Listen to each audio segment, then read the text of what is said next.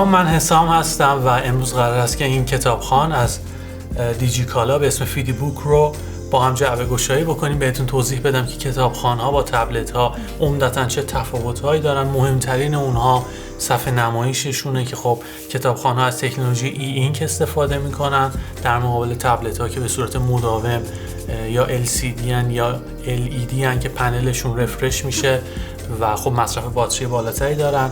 از طرف دیگه قیمت اونهاست که خیلی با هم متفاوته. این دو تا نکته رو می‌خواستم در ابتدای ویدیو بهش اشاره بکنم که متوجه بشید که کلا دنیای این دوتا با هم متفاوته. میپردازیم به کتابخوان فیدی بوک که سایز جمع و جوری داره، 6 اینچه. حالا مشخصاتی که روی جعبه نوشته شده رو خیلی سریع بهتون میگم. از تکنولوژی ای اینک استفاده میکنه که بهتون گفتم وای فای رو پشتیبانی میکنه، میتونید به اینترنت متصل بشید و اون اکانت فیدی بوک رو اگر داشته باشید همگام سازی رو انجام بدید. تمام کتاب هایی که توی اکانتتون هست رو اینجا هم دانلود بکنید، دریافت بکنید و روش مطالعه بکنید. تاچ اسکرینه و 2 تا دکمه داره که به وسیله اونها میتونید صفحه رو عقب جلو بکنید که در ادامه قرار ببینیم.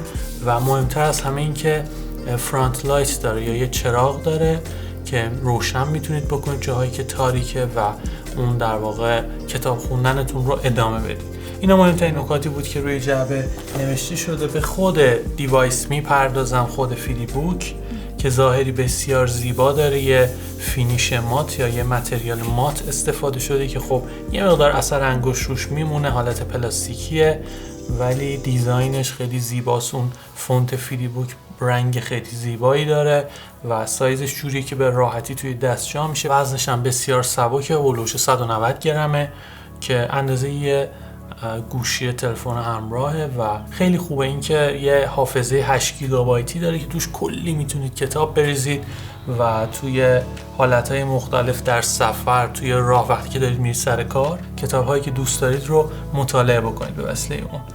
صفحه نمایشش همونطور که بهتون گفتم 6 اینچی 212 ppi رزولوشن اونه و پیکسل ها به صورت ثابت هستن، مثل همین الان که حالت استندبای موده.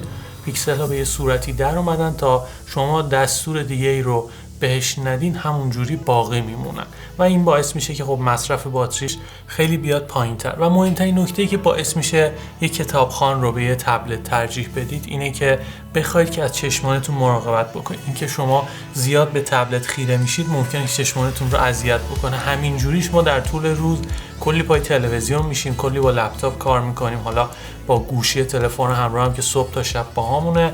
اینکه موقع کتاب خوندن یه دیوایسی باشه که به چشمامون آسیب نزنه به نظرم خیلی نکته مهمیه، حداقل برای اونایی که مطالعه میکنن یا دوست دارن که کتاب بخونن. فیدی بوک رو میتونید با قیمتی هولوش 1,770,000 تومان در زمان ضبط این ویدیو که بهمن ماه 99 از سایت دیجیکالا خرید بکنید. نکته‌ای که وجود داره و اون رو خیلی خرید ارزشمندتری میکنه اینه که یه کارت هدیه 200,000 تومانی عرضه میشه که به وسیله اون میتونید یه سری کتاب رو از فروشگاه فیدی بوک خریداری بکنید و تقریبا میتونید با قیمتی هولوش 1,500,000 اگر اون 200,000 تومان رو هم در نظر بگیریم این کتابخون رو خریداری بکنید که به نظر من خرید خیلی ارزشمندیه و برای اونایی که به مطالعه علاقه دارن فکر می‌کنم که حتی هدیه خوبی هم میتونه باشه. اگه دوست دارید که به یکی هدیه بدید که خب کتاب هم زیاد مطالعه میکنه، فکر می‌کنم که خیلی خوشحال بشه از داشتن یه همچین دیوایسی. یه نکته خیلی جالب در مورد این کتابخوان اینه که نور پس زمینه داره، میتونید اون رو فعال بکنید، اما یه مقدار صفحه به رنگ آبی متمایل میشه، خیلی خوشایند نیست. اما همین که این امکان توی این کتابخون گنجونده شده به نظرم اتفاق خیلی خوبیه. خب یه مقدار اثر انگشت رو به خودش جذب میکنه ولی خب میتونید اون رو خیلی راحت پاک بکنید. چون صفحه نمایشش رفلکتیو نیست، حالت مات داره، در طول مطالعه خیلی اذیتتون نمیکنه. برای اینم نکته‌ای بود که می‌خواستم بهش اشاره بکنم. 2 تا دکمه هم برای عقب و جلو بردن صفحات در نظر گرفته شده. فکر می‌کنم تنها چیزی که به ذهنم میرسه اینه که وقتی که دستکش دستتون رو نمیتونید تاچ بکنید، اون 2 دکمه میتونن به کمکتون بیان که اون در واقع مطالعه‌تون رو ادامه بدید. نکته‌ای که وجود داره اینه که در مقابل نور آفتاب به راحتی میتونید کتابخوان رو ازش استفاده بکنید و این مزیت بسیار بزرگه برای اون کسایی که دائما در حال مطالعه هستن. دیگه خیالشون راحته که چه نور زیاد باشه چه نور معمولی، دیگه مشکلی از بابت خوندن متن ندارن. میتونید به وسیله مموری میکرو SD انواع اقسام کتاب‌های انگلیسی رو توش در واقع بریزید. من قبلتر این کارو کردم. یه مقدار لودینگ بالایی داره، اونم به خاطر پردازنده‌ای که توش قرار داده شده. کلا مطالعه کتاب با گیمینگ و انجام دادن اپلیکیشن های مختلف یه داستان متفاوتی. خیلی نباید انتظار عملکرد سریع رو توش داشته باشید، اینکه بلافاصله سفر رو براتون عوض بکنه. نه، کلا ماهیت این تکنولوژی یه مقدار متفاوته. باید با حوصله با این دیوایس رفتار بکنید. کلا کسایی که علاقه‌مند به کتاب و کتابخونی هستن آدمای با حوصله‌ای ان، بنابراین فکر می‌کنم که این در واقع وسیله کاملا به دردشون بخوره و هیچ شکایت خاصی راجع به این موضوع نداشته باشن. و اینا هم باید در نظر بگیرید که نسخه های خارجی اون مثل کیندل آمازون هم دقیقاً همین سرعت رو دارن. کلا ماهیت این تکنولوژی همینه، بنابراین این رو هم باید توی ذهنتون داشته باشید که اگر میخواید باهاش کار بکنید یه مقدار باید حوصله بالایی رو داشته باشید. خب راجع به عملکردش بهتون توضیح دادم، اینکه یه پردازنده 1 گیگاهرتزی داره، 512 گیگابایت رم اونه و 8 گیگابایت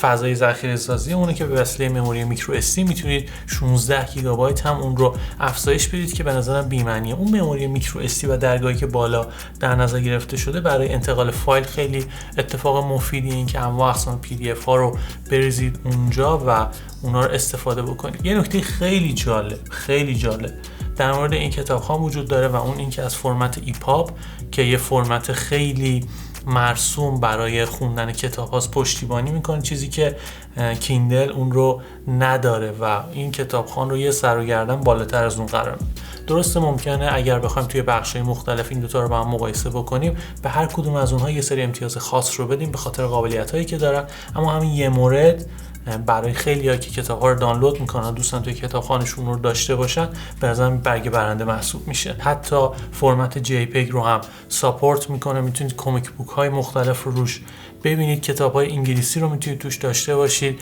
یه حالت دیکشنری داره که میتونه براتون کار ترجمه رو انجام بده. میتونید اون جایی که دوست دارید متن رو هایلایت بکنید و بعدتر به هایلایت هاتون مراجعه بکنید یا بوک مارک کردن که خب خیلی چیز عجیب و غریبی نیست، ولی خب توی این فیدی بوک هم وجود داره خوشبختانه. فرم این کتابخوان جوریه که در مقابل آب مقاومتی نداره، یعنی گواهینامه آی پی رو نداره و یه باتری 2800 میلی آمپری توی اون قرار داره که اگر مداوم استفاده بکنید تا 12 روز البته با وای فای خاموش میتونه که در واقع روشن بمونه. نه اگر به حالت استندبای بره تا 40 روز قشنگ دوام میاره.